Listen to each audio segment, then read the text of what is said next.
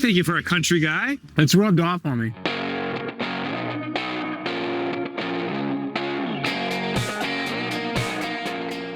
I have a phrase. I want to get your evaluation of it.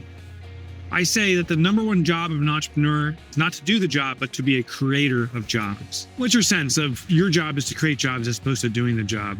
As a business guy, my job is to create value. Almost the way I think of my job is if I can figure out how to help somebody else make a lot of money, then I will always be able to make money.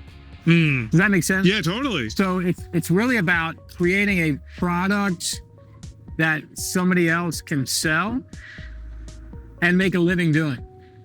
So if I can create a business in a box that somebody else can go to market with that business and make a lot of money, I have job security.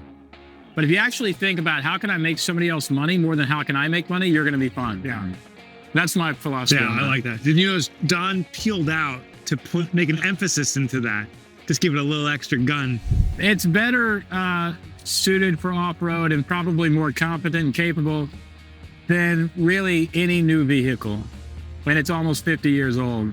Does your wife drive it, or does she avoid? She does it because her hair flies. Oh, okay.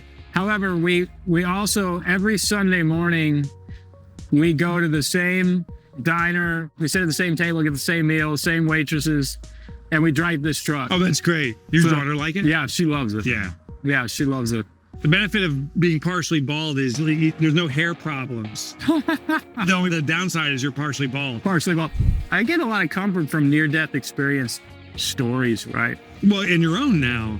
I know it was near-death. It wasn't like I've died and went to heaven, but it was a visceral. I was given a diagnosis. But you had such a visceral experience with your life. It shifted fundamentally who you are.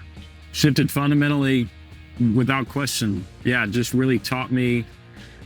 It clarified what was important. What was important to me before was friends, family, relationships, but that was on paper. Yeah. That was the right answer. And after the heart diagnosis, it became the true answer. You know what I mean? Like, that's like, if you had to leave tomorrow, are you really going to spend your last day making more money? Yeah.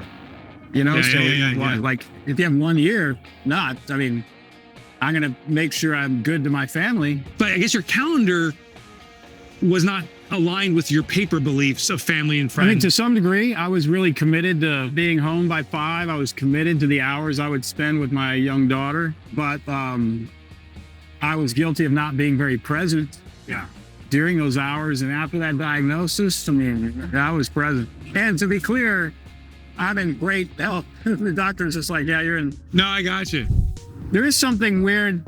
When I was in high school, somebody came to our youth group, guest speaker, and had us write a letter to somebody else in the youth group. Like I think we picked names out of a hat. I can't remember, but I got this gal named Sandy Whitley, who was my best friend's girlfriend.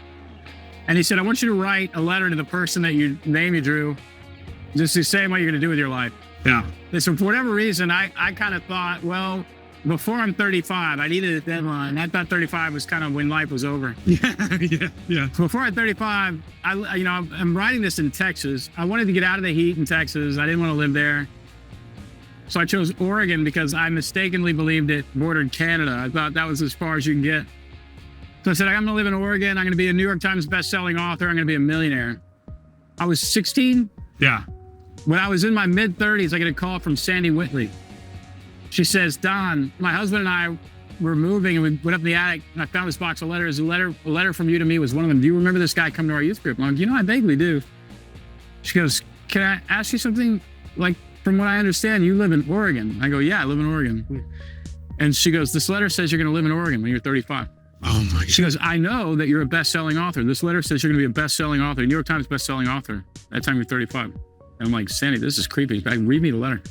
She says, you're going to be a millionaire. She's like, how much are you worth? I'm like, not quite. Yeah. Real close. There is something about, wow, casting a vision. No question about it.